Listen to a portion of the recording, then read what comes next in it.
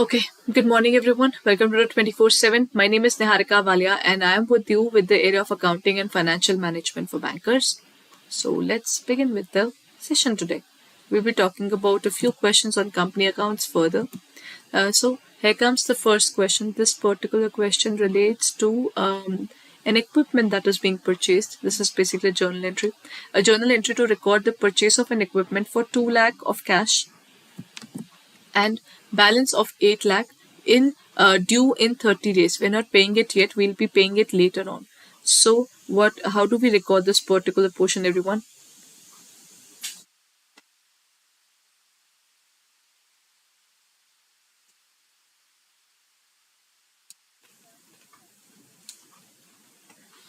It says the debit the equipment with 2 lakh and credit the cash with 2 lakh because we're paying 2 lakh in cash right away. Or we should write the equipment as 10 lakh and credit the cash with 2 lakh and creditors with 8 lakh, debit the equipment with 2 lakh and creditor with 8 lakh, or debit equipment as well as cash with 10 lakh. Currently, you can see we have bought the equipment for 8 lakh, for 10 lakh rupees. It's basically 10 lakh overall now.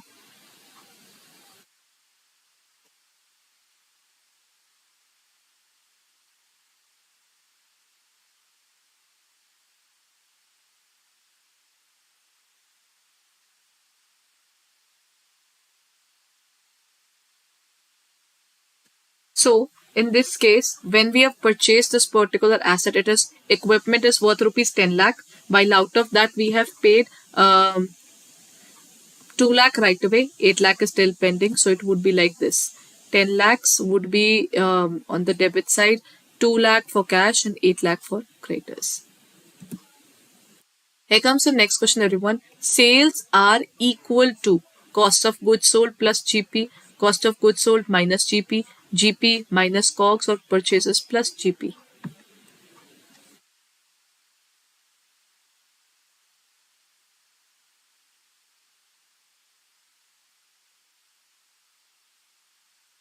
Sales are equal to. If we talk about sales, it would be basically sales is equal to whatever your cost would be. The cost plus we add up something. Now we cannot sell it at the par. So that means we sell it at a profit. So it would be cost of goods sold plus GP. That is something which we'll define as sales. So sales are equal to COGS plus GP. So the correct answer is A, COGS plus GP.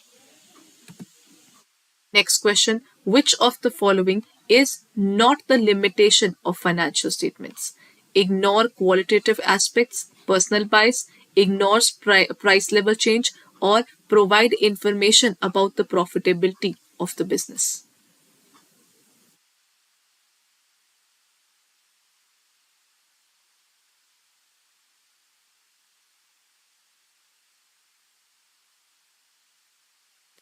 Which of the following is not the limitation? It ignores the qualitative aspects, correct. It does not include any of the qualitative aspects at all. We cannot record loyalty of a particular person. Can we record the emotions of a particular person? No. Then personal bias is also there. People can manipulate the accounts as and when they want because they're looking at from their point of view, not from the point of view of the government, right? So it ignores price level change. Again, this also happens. We cannot include the price level changes because price changes every single day. If we start recording things at the price level, then we cannot continue recording at all. Provides information about the profitability of the business. That's a merit. That's not a demerit. So in this case, the correct answer is D. Provide information about the profitability of the business. That's a merit. Then next question. The subheadings are non-current liabilities are long-term provisions, long-term borrowing, deferred tax, or all of the above. Non-current liabilities includes all of these. That means it includes the long-term borrowings and as well as provisions because these are those provisions which are for more than 1 year. And then we have deferred tax liabilities. Deferred tax liabilities is basically a position where we have to pay more tax tomorrow while we are paying less tax today. That is what we define as deferred tax liability. The problem is the timing as well as the permanent difference.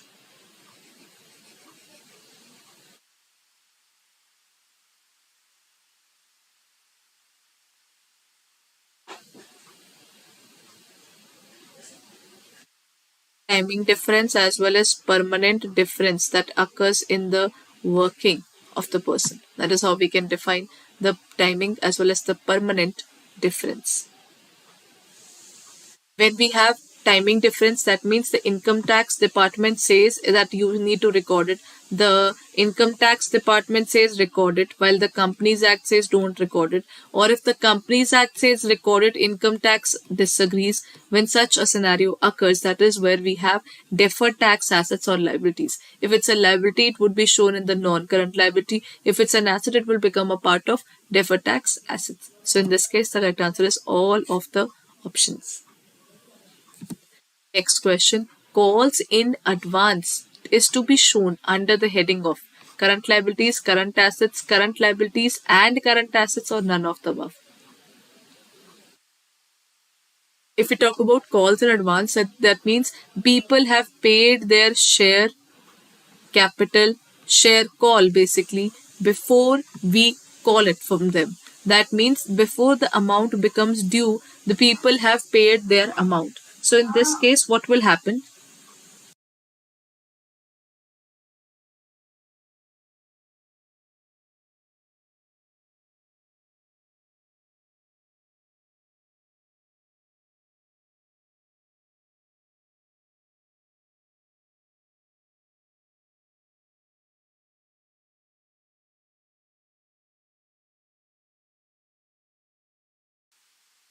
So the correct answer in this question would be calls in advance would be shown under the heading of it's basically a liability. People are paying in advance, so we are bound to respond to them, isn't it? So when we talk about the calls in advance, it would be a current liability because we are going to give them that particular share later on. Not today, but yes, we'll be giving that share to them in the upcoming period.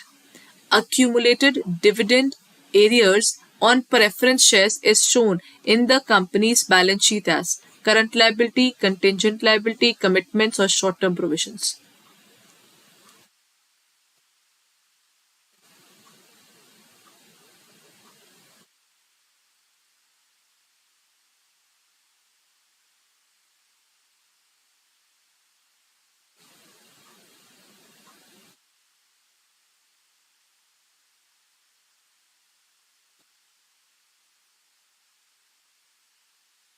Accumulated dividend arrears, that means we are supposed to pay dividend to the preference shares, but normally we are not bound, even depending upon the particular shares that the preference shares could have taken. It would depend upon the situation that whatever dividend we are supposed to pay to them, whether we are going to pay this year or not. So when we have this particular scenario of accumulated dividend, there is no foundation that we are supposed to pay in any case. So it's basically a commitment.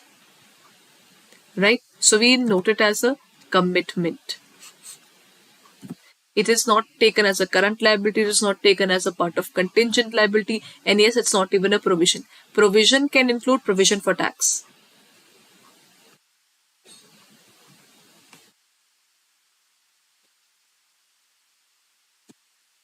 So it is commitments in this case. Next question. Comparative balance sheet provides the summarized view of the operations, presents the financial position of the firm, presents the change in the various items, or none of the above.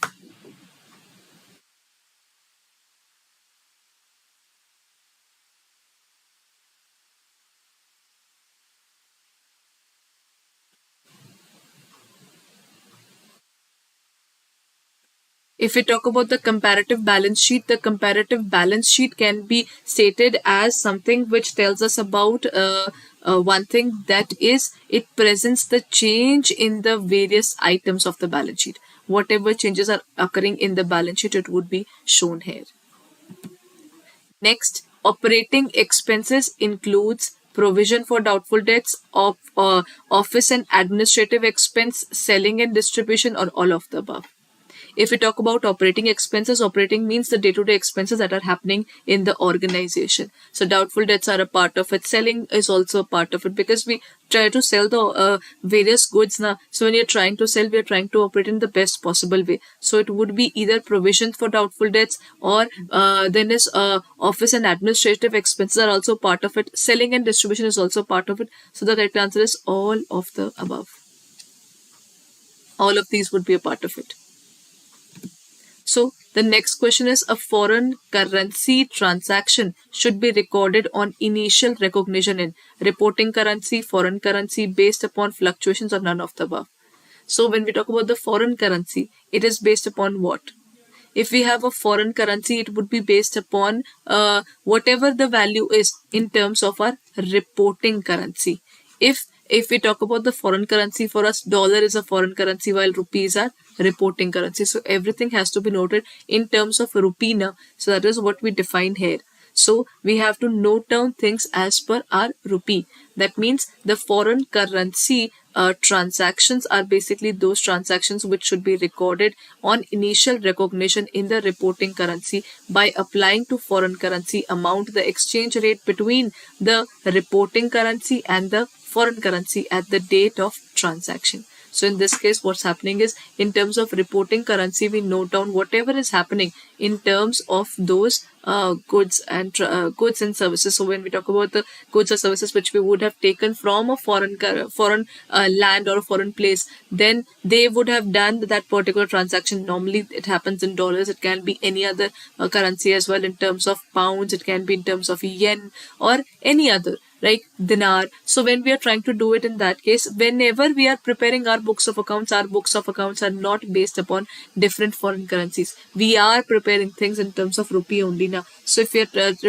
are keeping it in terms of rupees, so we'll record it in terms of rupee only. So we will convert that particular dollar into rupees in order to find that particular transaction. Now, the next question, the revenue expenditure is redirected to the following accounts: profit and loss account, balance sheet, partly to the balance sheet, partly to the P&L, or trading account. So, revenue expenditure can be redirected to the following accounts. Revenue expenditures are taken towards the area of P&L because it's a nominal account which records all the expenses as well as all the incomes. So, the correct answer is P&L account. So the correct answer is A, profit and loss account. The marketable securities appear in the company balance sheet under the subhead of current investments, non-current, intangible assets, or short-term loans and advances. If we talk about the marketable securities appear in a company's balance sheet under the subhead of marketable securities are basically current investments. The investments which can be used in terms of current investments are those investments which can be used to find out the particular situation there. In terms of current investments, we are trying to sell it within the period of next 3 months, not more than that. So then we are trying to sell it within the period of next 3 months. That is why we call it marketable securities. And normally there is not a very significant change in the prices of these instruments within the next 3 months. That is why we call them current investments. So that's it for the day, everyone. If you haven't reviewed our channel or our details yet, then what you can do is, do you know we have started with our double validity sale, as we had our foundation day yesterday. So because of that, we are going through a particular double validity on Mahapack sale. So if you haven't reviewed it yet, then this is the perfect time to prepare with us. All you need to do is you need to go to our channel www.adda247.com. There you will find all the details of our Mahapacks. What you can do is, under JAIIB and CIB Ka Mahapack, you will get not only JAIIB but also CIB. For a period of 2 years, you will get 1100 hours of live classes, 335 test series, 941 videos, 338 ebooks. You'll get so many things under this. And if you're preparing for these examinations, so you'll get live test, mock test series, video solutions, revision batches, all recorded live batches, ebooks, numerical batches, case study batches, topic wise question books, as well as in-depth analysis of all the topics. So you'll get everything here, starting from live batches, mock test, video solutions, all the things together in not only the JIB but also the CIB area, not only in the bilingual but also in the English medium. So you can choose what you want to do, and that too, both JIB and CIB, the resources would be open for you for a period of 2 years. And you'll get live classes, video courses, e-books, test series, revision batches that are coming up, case study batches or numerical batches that we introduce. So everything would be opened up for you at 56,996. No, we are having a discount of 81% at this point of time. So you just have to use the code Y541 and you will get a discount of 81%, and you'll get it for 10,799.20. That means for 2 years you just have to pay less than 1,000 per month. Isn't it? So if you look forward towards it, then this is the perfect time to prepare for this. Rather, it would be around 600, 500 per month, not a very significant amount at all. But this particular pack, and you get the resources for JIB as well as CIB opened up for a period of overall 24 months. Right? So other than this, if you're preparing for this particular examination and you feel that you don't want to take up the JIB and CIB Mahapack, you can also take up only JIB Mahapack. It will give you a validity of overall 12 months. There, new syllabus is included. That means you'll not only get see, this is what you'll get. 15 plus live batches, then we have 600 plus case study batches, then numerical and revision batches, crash course, exam focused numerical batches, then mock tests are also there, 61 plus ebooks are there, 50 plus topic wise ebooks are there. That means you have got so many things which will all be opened up for you, and you don't have to pay any further for it. You just have to pay it once, and then you will get that particular topic altogether opened up for you. So what you need to do is you need to click on the area of buy now, use the code Y541, and you can apply it and you'll get it at 81% of discount. This particular course of only JIB will cost you 6559.20 at this point of time. You'll get it for 12 months. So if you're preparing for JIB, then this is the perfect time to prepare for the examination, because everything becomes economical, as well as you can purchase it for a tenure of 12 months. So you have time when you are looking forward towards your preparation. So if you're preparing for this particular attempt or in the November, then you should definitely go for it right away. Thank you, everyone. Now, if you're just preparing for this particular and you don't want to take up any of the courses there in terms of the live batches, current batches, numerical batches, you just want the syllabus based batch, then that is also available. It has just started. It would be actually starting from 17th. That means it is starting from today only. So the timings of each and every class is specified here.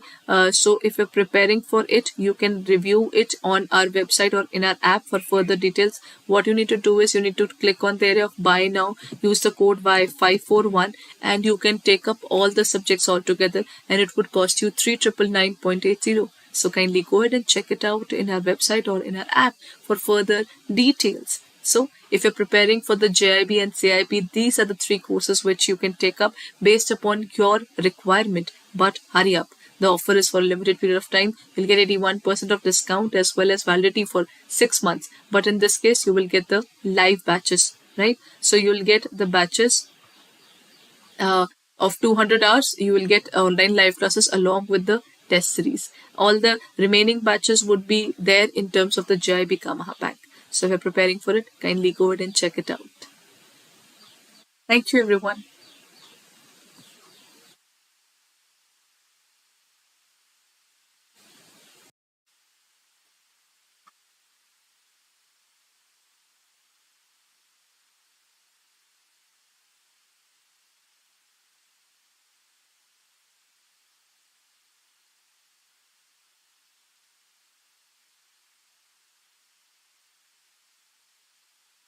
Good morning, everyone. Welcome to the 24/7. My name is Niharika Valia, and I'm with you with the area of AFM.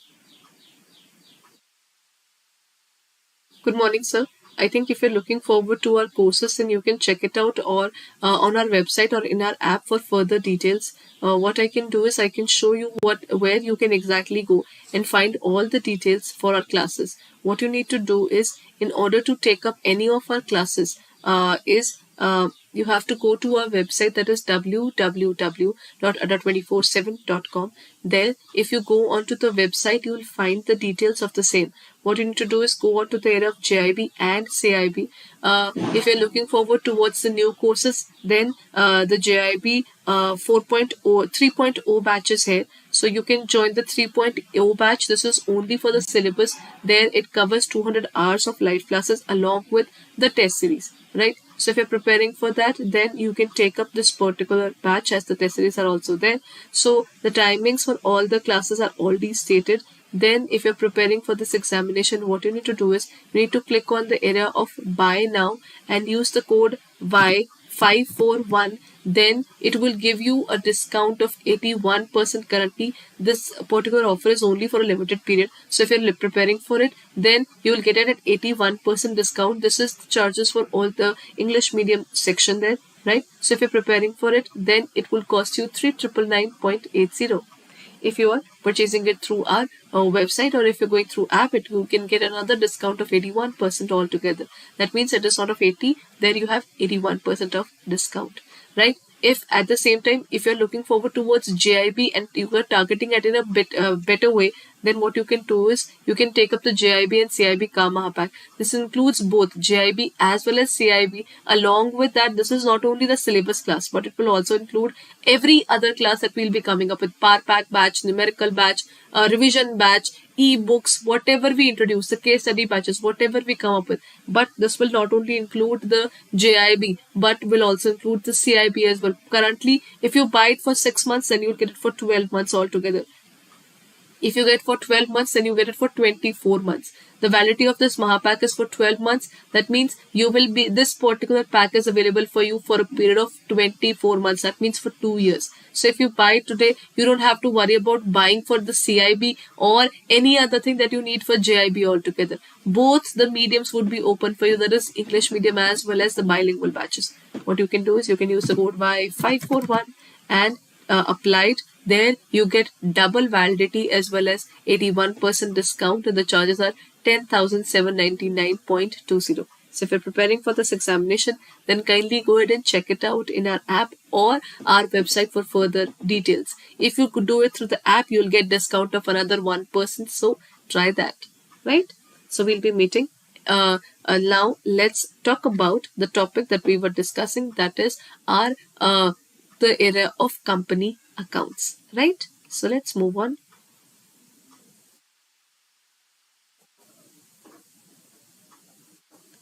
Okay, so let's talk about that. Company accounts. Here comes the first question, everyone. The question says, when we talk about the forfeited shares when reissued are reissued, the amount of discount allowed on these shares cannot exceed. Basically, we cannot issue the shares at discount at all. That's the basic rule, that the shares are not allowed to be issued at discount. Debentures can be issued on the same, and every other thing can also be, but this is not allowed.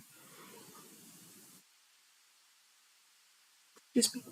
But what happens here is, in terms of a share which is reissued, the share which was taken over from other people to whom we issued shares earlier, but they failed to pay us the money later on, and then we decided to keep the particular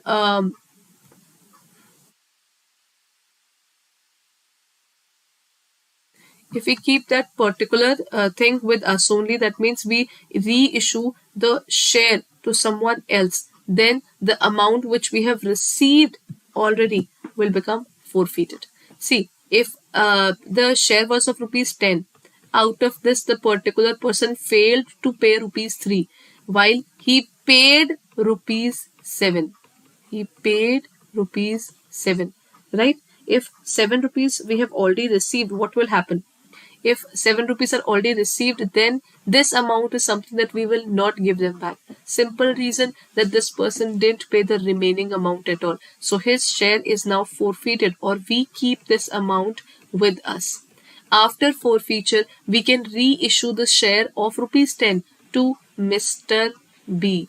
Now the shareholder is changing. Either we charge the entire 10 rupees, or we can give discount as 7 rupees is already received. So the maximum discount that can be given is rupees 7, the amount which we have already received from the previous shareholder.